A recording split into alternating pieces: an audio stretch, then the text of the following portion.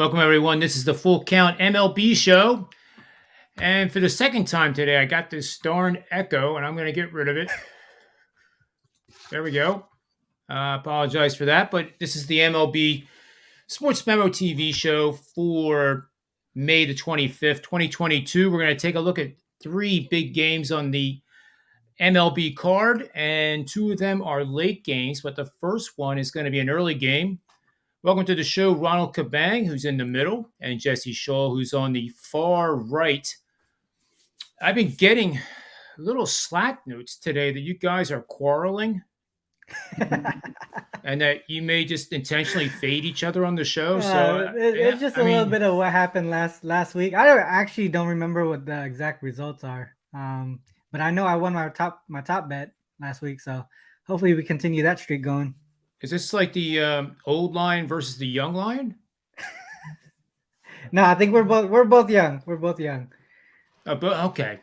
All right. So we'll get right to it here. Miami on the road versus the Rays.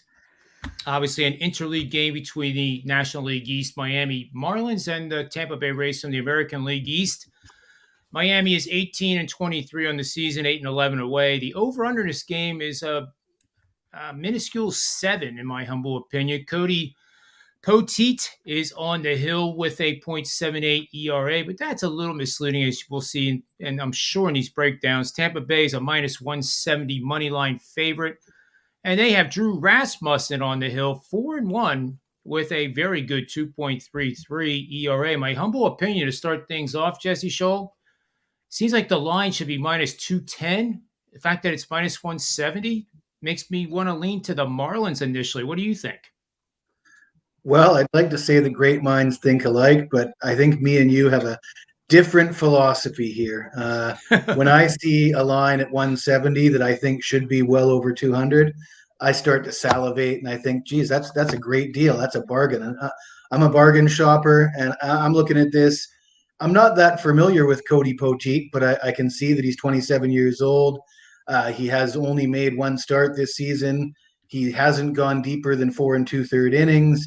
He's been used primarily out of the bullpen.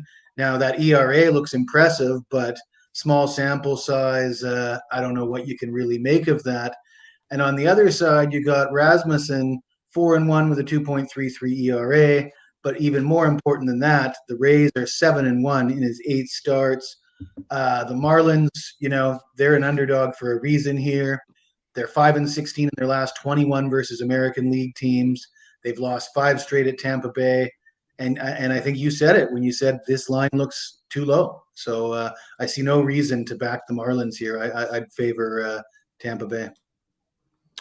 Very good breakdown, Jesse, but I'm almost hoping here that we can start a little bit of a riff here, and maybe I can actually give Ronald like $25 just to take the Marlins. Let's see what he says, though. Well, I'm actually going to skip the side here and focus on the total. I think Drew Rasmussen, he hasn't allowed more than 1 run in 5 straight starts. Poteet, like Jesse has mentioned, he's only starting his second time this year. I think he's primarily coming off of the bullpen. His numbers are pretty solid, both sub-1 ERA and WHIP. I haven't seen him go past 5 innings, though, so that's going to be a little bit of a question mark here for his start coming into today. I do, like I said, want to focus more so on the total, specifically on the first 5 here with the starters. I would lean towards both of these pitchers doing well enough to keep this game under 3.5 first 5. I think that the total started at 7.5 and it's gone down to 7 for a reason. And I think it has to do with how solid these starters are going to come out. So to me, I think, I haven't placed a bet on this yet, but the lean here would be first 5 under 3.5. Nice job there, Ronald. I was going to call you a chicken, but you're too good a friend to do that. Maybe the next game will be more adversarial between you two gentlemen. The next game is the Boston Red Sox. And, of course, my team. I don't really have a favorite team. I'm like a sports fan, but if I had to pick one, it'd probably be them and the Phillies. But they are 4th place in the American League East, despite winning 6 in a row, despite scoring 16 runs. And by the way, just a little shout out to JM Sports, who is Jeff, and that is Ralph Michaels' son. He Oh won wow. his 20th 5% max bet, first five Boston Red Sox, and it was like a gazillion to nothing.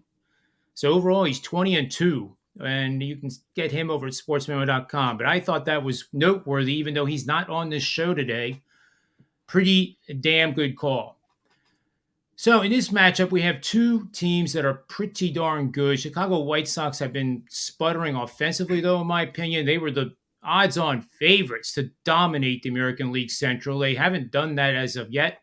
They are second place. The Boston Red Sox are in that very tough division called the American League East, with Toronto, Tampa Bay, even Baltimore knocked off the Yankees twice. And of course the Yankees are in there too. So a fourth place Boston Red Sox team, I think, Ronald is probably equal to a second place Chicago White Sox team, but the White Sox are a home favorite of minus 152. But I kind of lean towards the dog here. Am I crazy on this one or what? I think this one was tough for me from a side perspective as well. I think Giolito is the better pitcher, and the White Sox hit well versus lefties. But you can't take away how hot the Red Sox bats have been recently. They scored 12, 7, 6, 8, 16 in the last 5 games. They're seeing the ball really well right now. I think Giolito does have a solid ERA right now, under 3, but his FIP is close to 4. So we may see a little bit of regression here. And like you said, I think the underdog here in this spot, it might be the way to look. But I think for me in this spot specifically, I want to look towards the over here. I think with how well the White Sox hit versus lefties and how well the Red Sox are hitting in recent games, I think the only way that I could look is towards this over. Yeah, right. So we're looking at the over here so far. Jesse Schule, you going to take the under? I'd like to disagree with Ronald, but I think I like what he has to say there. I also liked his pick on the under in the Marlins game. My only critique of that is I'd like to get a higher number, but Yeah. I'd probably lean toward the under as well. But looking at this Red Sox game, yeah, they won 6 straight, and they haven't been getting cheated. Like you mentioned, they scored 16 runs in game 1 of this series. They're on fire at the plate. Another thing I'm looking at, another thing that might be key is Lewis Robert leads Chicago in hits, RBIs, batting average, home runs, and he's apparently ill. So that's a big bat missing from the lineup. And like Ronald said, Giolito's the better pitcher, but Rich Hill's a veteran, and he's done some impressive things himself. He's got a record of 1-0 with a 2.45 ERA in 4 starts on the road. Boston 5-2 in their last 7 at Chicago. I'm kind of leaning towards Boston on the run line here. Yeah, I kind of lean that way too here. If you look at that chart that I had there earlier, and I'm going to pull that back up here for us. Look at the check marks. I mean, you don't even have to look at the stats, what they are. I mean, just as an initial look, everything is pointing towards Boston. And, granted, they're on a 6-game win streak, and it's very unusual that multiple teams out of the same division can post 10, 11, 12-game winning streaks. But, it initially does pull you in that direction, no doubt. Let's move on to our last game here, and that is going to be the Texas Rangers going up against, as soon as we get the notes here, it only takes a little bit. Angels. Yep. Texas Rangers, Angels. Here we go. I got it now. This is taking place at 9:38 p.m. Eastern Standard Time at Angel Stadium, Los Angeles, California. Reed Detmers, the no-hitter pitcher who didn't no-hit the last time he was out. He got hit pretty hard. 2-1 ERA, 4.15. The Angels are 10 games over 500, second in the American League West. And the Rangers, this is a divisional matchup, obviously. They're third in the American League West, playing better than I think most people had anticipated, but still 5 games under 500. I have the line right now as the Angels minus 167 on the run line. The Rangers are bringing out Glenn Otto, 5.55 ERA, 1-2 record on the season. Let's start with Jesse Schule and see what he's got for us in this matchup. Well, Reed Detmers is going to start for LA, and he probably wouldn't be on your radar if he didn't throw that no-hitter. As you mentioned, he followed that no-hitter by getting rocked in his next start by Texas, and that brings up some interesting splits. It's a small sample size either way, but Detmers is 2-1 with 1.96 ERA and 4 home starts, but he's faced Texas twice. He's allowed 8 runs on 9 hits in just 7 innings in those 2 starts. Given the fact that his last start came against Texas and he's seeing them again in less than a week, he struggled against them already. That's enough to scare me off the Angels. Glenn Otto, he's allowed 10 runs on 15 hits in 10 innings in his last 2 starts. This one has slugfest written all over it. The over is 8-2 in the last 10 meetings between these 2 teams, and they've gone over in 6 straight. Sorry, the Angels have gone over in 6 straight when playing game 2 of a series. The weather report is calling for warm air and the wind blowing out. Total of 8.5 looks a little low to me here. Yeah, I think so too. I'm definitely leaning the over. I have a few things to add to that, Jesse. Texas 65 and 42, the over when starting a pitcher with good control, less than 1.75 walks per start in games played the last 3 seasons. They are also 61 and 39 over the total, with a team slugging percentage of 400 or worse on the season when in playing games over the last 2 seasons. So that definitely supports a bounce back, I guess, if you want to call it, with the Angels based on those 2 angles to score just a ton of runs tonight is what I see coming. Ronald, what do you see in this matchup as a possible total? And because I went over with Jesse, you cannot go against me with the under unless you positively have to. Well, this is the one where where me and Jesse might be looking at opposite sides. I know he came with the total, but he did mention a lot of things that were pointing towards the Rangers. Well, I'm looking towards the Angels here. Glenn Otto for the Rangers, Detmer for the Angels. Otto has been struggling on the mound with the ERA over 5 and whip close to 1.5. I think with how well the Angels have been hitting recently against righties, especially at home, I think this is a spot where they could take advantage of a pitcher that's struggling right now on the mound. Rangers are hitting sub 200 against lefties on the road. So that's something that we could probably take into this game here. I think the Angels can head into the back half of the game, at least with the lead here. I want to take the Angels bullpen out of this because they've been pretty inconsistent, especially at home. So I want to stay away from that and just focus primarily in the first 5. I think the Angels can have the lead right after the 5th inning there. I like the first 5 run line at -115 for the Angels. Good stuff, Ronald. I think that dovetails right into the playing the over as well. And again, I love live in-game betting. With a game like this, I can't help but to think that if it does start out scoring low, meaning that you get to the 2nd inning and it's 1-0, 2-1, 2-0 somebody, your total is going to be not 8.5 anymore. It's probably going to be 7.5 or 7. And there's your opportunity to add. So you can do 50% now of your normal bet size and then look for a slow start. If it happens, take advantage of it. If it doesn't, it doesn't. You still have 50% of your skin in the game. So now we move on to the best bet segment of the show. And I think I'm going to lead off here. And I'm going to make this a little trivia question with you guys. There's only 3 possible choices because the play is one of these teams. As you see, you're playing on underdogs, so it has to be one of the 3 underdogs on our card.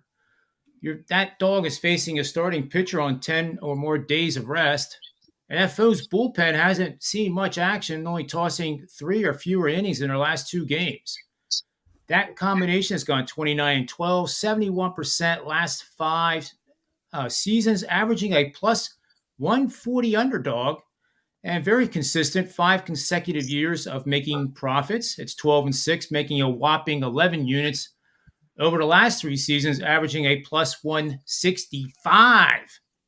And that's a big dog for me. Plus 165. Those are the dogs I love. So, gentlemen, what team am I talking about on the card as my best bet? Jesse, you go first. I know who it is. Yeah, you're going to take Miami as the big dog against Tampa Bay, and I'm opposite you on this one.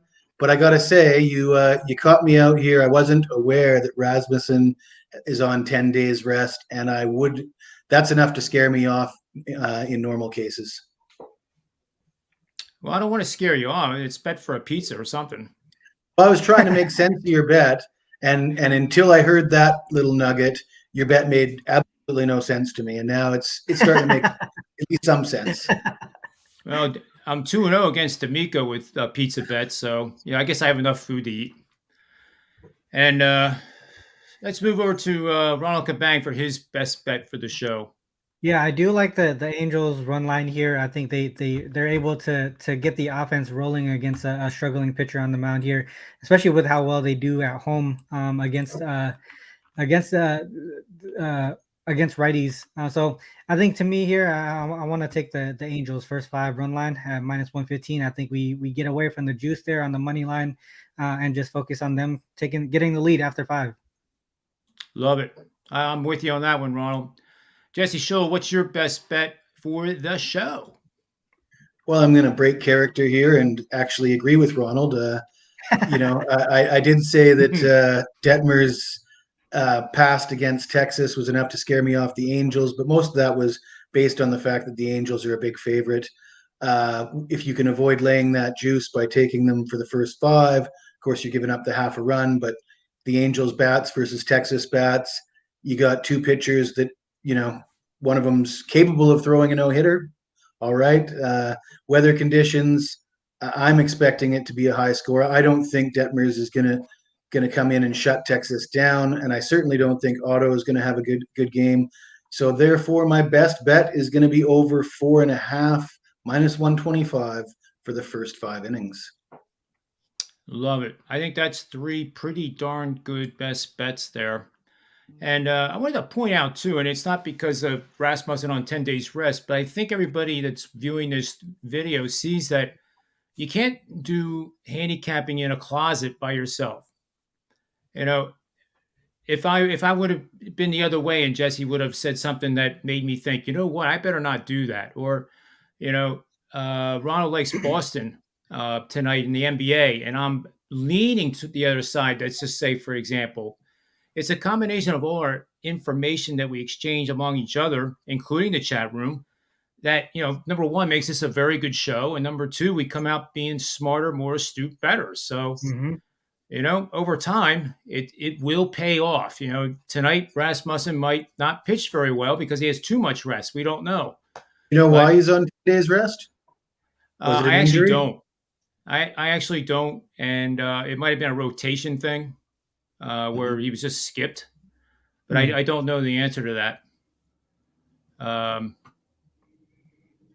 Probably should find out. He's good enough that you wouldn't really want to skip him I can't see them choosing to skip him unless he had some soreness or something. I am just going to look it up here real quick. He's not on 10 days rest. He played on the 18th. He pitched on the 18th. And today's the 25th, so it's 7 days rest or more, which is 2 days more than his normal amount. Okay. So the system is still valid. I typed they in had the wrong. They had 2 rest days. So they didn't have a game on the 19th, and they didn't have a game on the 23rd. So as far as starting, they're on a normal rotation. They just had extra rest. Well, in that case, I'm gonna totally disagree with John, and I really like Tampa. There you go. There you go. This is how we cap in the middle of a show. I just wanted to recap this. This is Jesse's best bet. And then can I change my best bet to Tampa? No. Kidding. It said Rangers Angels first 5 over. Yeah, no, I that is my best bet. This is Ronald's. Okay. And mine is the Marlins, which is right here. There you go. Yep. So that does bring us to the end of the full count MLB show. I'm glad that you two didn't start a fist fight on the show because you're sitting right next to each other, and I would have had to separate you and I would have had to sit in the middle. You and Jesse are the one who's gonna have a fist fight after this. He's got his back is broken. I can take him. No problem at all. Hit and run. Just hit and run. Yeah, it's it. I'm pretty good until I try to stand up.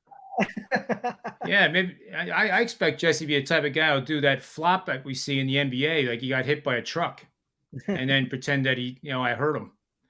Yeah. Anyway, enough fun for today. We have 3 good best bets there for everybody. Make sure you get over to sportsmemo.com and get these guys' picks. They have stuff up now, locked in for you. All 3 of us are running pretty hot right now, and there's no reason for you not to get over there to sportsmemo.com and take advantage of the discounts and the plays for tonight, especially the NBA is very exciting. So on behalf of Jesse Schule and Ronald Cabang, myself, remember 2 things.